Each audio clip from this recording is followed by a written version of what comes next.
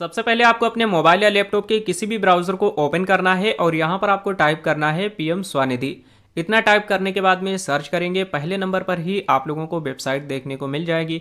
तो आपको एक बार यहीं पर क्लिक कर देना है। जैसे ही क्लिक करेंगे इसके बाद आपके सामने कुछ इस तरह से इंटरफेस आ जाएगा। अब यहाँ पर आप लोग देख सकते हो, आप लोग 10,000 लोन के लिए अप्लाई कर सकते हो, 20,000 लोन के लिए अप्लाई कर सकते हो, साथ ही 50,000 लोन के लिए भी अप्लाई कर सकते हो। यहाँ पर आपको एक ऑप्शन देखने को मिल जाता है अप्लाई LOR कम लोन। तो आपको इसी वाले ऑप्शन पर एक बार क्लिक करना है। अगर आप लोग पहली बार अप्लाई कर रहे हैं तो आपको इस वाले ऑप्शन पर एक बार क्लिक कर देना है और क्लिक करने के बाद में यहाँ पर आप लोगों को अपने मोबाइल नंबर को एंटर करना है। एक कैप्चा कोड दिखाई दे रहा है, इस कैप्चा कोड को सेम टू सेम यहाँ पर फिल करेंगे और रिक्वेस्ट OTP वाले ऑप्शन पर एक बार क्लिक करेंगे। इसके बाद में आपके मोबाइल नंबर पर एक OTP सेंड किया जाएगा, उस OTP को आपको यहाँ पर फिल करना है और वेरीफाई OTP वाले ऑप्शन पर एक बार क्लिक कर देना है। और इतना करते ही हमारे सामने कुछ इस तरह से पेज आ जाएगा। यहाँ पर हमारे पास में आधार कार्ड अवेलेबल है, इसलिए यस वाले ऑप्शन को सिलेक्ट करना है। इसके बाद में यहाँ पर C कैटेगरी को सिलेक्ट करना है और नेक्स्ट वाले ऑप्शन पर एक बार क्लिक कर देना है। जैसे ही क्लिक करेंगे आपका जो मोबाइल नंबर है वह यहाँ पर आ जाएगा, आधार वेरिफिकेशन में वेरीफाइड लिखा हुआ है। अब आपको कुछ नीचे की साइड में आ जाना है और यहाँ पर आप लोगों को ULB की इन्फॉर्मेशन को फिल करना है, यानी कि आप जिसके भी नाम से लोन लेना चाहते हैं उसकी इन्फॉर्मेशन फिल करेंगे। सबसे पहले यहाँ से आपको स्टेट का नाम सेलेक्ट करना है, लगभग सभी स्टेट में आप लोगों को ये लोन मिल जाएगा। तो हमने यहाँ पर अपनी स्टेट को सेलेक्ट कर लिया। इसके बाद में यहाँ से आपको अपने डिस्ट्रिक्ट का नाम सेलेक्ट करना है।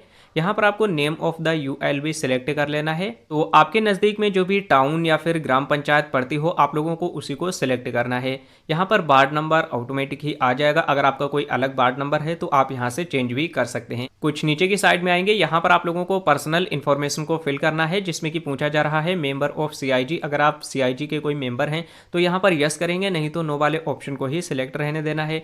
मेंबर ऑफ JLG अगर हैं तो यस करेंगे, नहीं तो आपको इसे भी नो वाले ऑप्शन को ही सिलेक्ट रहने देना है। आपके आधार कार्ड में जो भी नेम है वह ऑटोमेटिक ही यहाँ पर आ जाएगा। यहाँ पर आपको अपने पिताजी के नेम को एंटर करना है, डेट ऑफ बर्थ आपके आधार कार्ड वाली ही आ जाएगी। यहाँ पर आपको मैरिटल स्टेटस बताना है, सिंगल हो या फिर मैरिड। मोबाइल नंबर यहाँ पर आ जाएगा, जेंडर आ जाएगा, सोशल कैटेगरी यहाँ से सिलेक्ट कर लेना है। इसके बाद में यहाँ पर पूछा जा रहा है पर्सन्स विद डिसेबिलिटीज, यानी कि कोई भी दिव्यांग पर्सन है तो उसको यहाँ पर यस करना है, नहीं तो उसे नो वाले ऑप्शन को सिलेक्ट करना है। अगर आप माइनॉरिटी कैटेगरी में आते हैं तो आपको यहाँ पर यस करना है और यहाँ पर आप लोगों को कैटेगरी बतानी है, नहीं तो आप लोगों को नो वाले ऑप्शन को ही सिलेक्ट कर लेना है। इसके बाद में यहाँ पर KYC डॉक्यूमेंट में आप कौन सा डॉक्यूमेंट देना चाहते हैं, यहाँ पर आपका टोकन नंबर आ जाएगा। इसी के साथ में यहाँ पर आप लोगों को अपने वोटर ID कार्ड नंबर को भी फिल कर देना है। और यहाँ पर आपसे पूछा जा रहा है do you have a family, तो अगर आपके पास में फैमिली है तो इस वाले बॉक्स पर टिक करेंगे। जैसे कि हमने यहाँ पर सिंगल सेलेक्ट किया था इसलिए यहाँ पर टिक नहीं होगा। जाहिर सी बात है, कोई भी सिंगल पर्सन है तो उसके पास में फैमिली यानी कि उसके बीवी बच्चे नहीं होंगे। तो यहाँ पर अगर आप लोग मैरिड सिलेक्ट करेंगे तो आपको अपने बीवी बच्चों की इन्फॉर्मेशन को भी फिल करना पड़ेगा।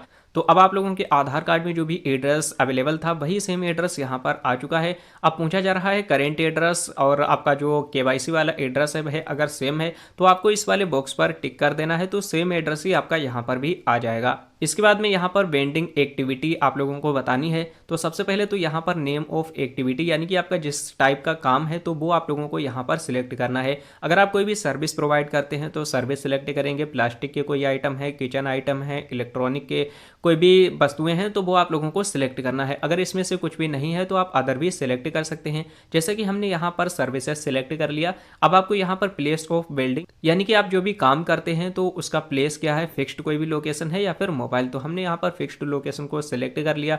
यहाँ पर आप लोगों को बेंडिंग की यहाँ पर आप लोगों को ड्यूरेशन बतानी है कि जो भी आप काम करते हैं तो ये कब से आप लोग कर रहे हैं। यहाँ पर मंथ और ईयर में आप लोगों को सिलेक्ट कर लेना है। इसके बाद में यहाँ पर आप लोगों को बेंडिंग डेज यानी कि आप जो काम करते हैं वह कौन कौन से दिनों करते हैं। अगर आप सप्ताह के सभी दिनों करते हैं तो आपको ऑल वाले ऑप्शन पर क्लिक करना है, और अगर किसी भी दिन छुट्टी रहती है तो आप लोगों को उन दिनों को सिलेक्ट कर लेना है और छुट्टी वाले दिन को आप लोगों को सिलेक्ट नहीं करना है। इसके बाद में यहाँ पर आपको टाइमिंग ऑफ वेंडिंग यानी कि आप जो काम करते हैं या फिर आपकी शॉप वगैरह कुछ भी है तो उसकी टाइमिंग क्या है, जो भी टाइमिंग है उसे आप लोगों को यहाँ पर अपने अकॉर्डिंग फिल कर देनी है। यहाँ पर आप लोगों को लोकेशन बतानी है, कौन से लोकेशन पर है। तो यहाँ पर फिक्स्ड लोकेशन है तो आपको यहाँ पर उस लोकेशन का नाम टाइप करना है। नियर बाई कोई भी लैंडमार्क है तो उसको यहाँ पर फिल करना है और उस एरिया के पिन कोड को यहाँ पर एंटर करना है। कुछ नीचे की साइड में आएंगे, यहाँ पर आप लोगों को प्रूफ एज ए वेंडर यानी कि आप जो भी काम करते हैं तो आपके पास में क्या सबूत है तो वो डॉक्यूमेंट आपको यहाँ पर देना पड़ेगा। जैसे कि यहाँ पर फर्स्ट डॉक्यूमेंट है बैंक अकाउंट स्टेटमेंट या फिर बैंक पासबुक। तो आपके पास में अगर बैंक अकाउंट है या फिर बैंक स्टेटमेंट है, बैंक पासबुक है, तो यहाँ पर आप लोगों को यस वाले ऑप्शन को सिलेक्ट कर लेना है। इसके बाद में आपसे पूछा जा रहा है copy of the membership card या फिर एनी अदर प्रूफ कोई भी है तो आपको यस करना है, नहीं तो आपको नो वाले ऑप्शन को सिलेक्ट करना है। इसके बाद में एनी अदर कोई भी आपके पास में डॉक्यूमेंट है तो यहाँ पर यस करेंगे, नहीं तो आपको इसे भी नो वाले ऑप्शन को सिलेक्ट करना है। और इसके बाद में request for local inquiry report by the TBC या फिर यूएलबी, अगर ये रिपोर्ट आपके पास में है तो यस करेंगे, नहीं तो आपको इसे भी नो वाले ऑप्शन को सिलेक्ट कर लेना है। कुछ नीचे की साइड में आएंगे, यहाँ पर आप लोगों को टोटल मंथली फैमिली इनकम को एंटर कर देना है। इसके बाद में यहाँ पर आपको अपने बैंक अकाउंट की डिटेल्स को देना है, जिस भी बैंक अकाउंट में आप लोग ये लोन अमाउंट लेना चाहते हैं। तो सबसे पहले तो यहाँ से आप लोगों को बैंक का नाम सिलेक्ट कर लेना है और इसके बाद में उस बैंक का आईएफएससी कोड यहाँ पर आपको डालना है। यहाँ पर नेम ऑफ ब्रांच, जब आप आईएफएससी कोड एंटर करेंगे तो ऑटोमेटिक ही आपकी ब्रांच का नाम यहाँ पर आ जाएगा और अकाउंट नंबर को यहाँ पर आपको फिल कर देना है। इसके बाद में अगर आप लोग ऑनलाइन डिजिटल पेमेंट वगैरह रिसीव करते हैं तो आपको यहाँ पर यस करना है और उसकी इन्फॉर्मेशन भी यहाँ पर आप लोगों को फिल करना है। अगर आप डिजिटल पेमेंट नहीं करते हैं तो आपको नो वाले ऑप्शन को ही सिलेक्ट रहने देना है। इसके बाद में आपसे पूछा जा रहा है कि आपके ऊपर कोई भी एग्जिस्टिंग लोन आउटसाइडिंग अमाउंट चल रहा है या फिर नहीं। अगर आपने पहले से ही कहीं से लोन ले रखा है तो उसकी भी इन्फॉर्मेशन आपको यहाँ पर फिल करनी है। जैसे कि यहाँ पर आपने किसी भी बैंक से या फिर इंस्टीट्यूशन से लोन लिया है तो उसका नाम यहाँ पर डालेंगे। आउटसाइडिंग अमाउंट यानी कि जो भी अमाउंट है लोन का वो आपको यहाँ पर फिल करना है। मंथली ईएमआई आप कितनी पे करते हैं तो वो आपको यहाँ पर फिल करना है। लेकिन अगर आपने कहीं से भी पहले लोन नहीं लिया है तो आपको इसे ऐसे ही छोड़ देना है, इसमें आपको कुछ भी फिल नहीं करना है। अब आपको यहाँ पर लोन अमाउंट रिक्वायर्ड यानी कि आपको कितने लोन की ज़रूरत है वो आपको यहाँ पर फिल करना है। तो बेसिकली यहाँ पर आप लोगों को 3 बार में लोन दिया जाता है। पहली बार में आप लोग 5,000 रुपये से लेकर के 10,000 रुपये तक का लोन ले सकते हैं। अगर ये आप लोग टाइम से चुकता कर देते हैं 1 साल के अंदर ही तो आपको अगली बार में 20,000 रुपये का लोन दिया जाता है, जो कि 18 महीने के लिए दिया जाता है। ये भी लोन आप लोग 18 महीने के अंदर ही चुकता कर देते हैं तो आपको अगली बार में 50,000 रुपये का लोन थर्ड टर्म में दिया जाता है और ये लोन आप लोग 36 महीने यानी कि 3 साल के अंदर चुकता कर सकते हैं। तो यहाँ पर आपको जितने भी लोन की ज़रूरत है वो आप टाइप करेंगे, 5,000 रुपये से लेकर के 10,000 रुपये तक टाइप कर सकते हैं। इसके बाद में यहाँ पर आप लोगों को लोन का पर्पस बताना है कि आप ये जो लोन है वह कौन से पर्पस के लिए ले रहे हैं। यहाँ पर वर्किंग कैपिटल है, बिजनेस एक्सपेंशन है और परचेज ऑफ असेस्ट। तो हमने यहाँ पर बिजनेस एक्सपेंशन को सिलेक्ट कर लिया और इसके बाद में आपको यहाँ पर सबमिट वाले ऑप्शन पर एक बार क्लिक कर देना है और इसके बाद आपके सामने कुछ इस तरह से पेज आ जाएगा। एप्लीकेंट का जो फोटो है वह आप देख सकते हो पहले से ही अपलोड है, यानी कि आपके आधार कार्ड में जो भी फोटो है वही फोटो सेम यहाँ पर आ जाएगा।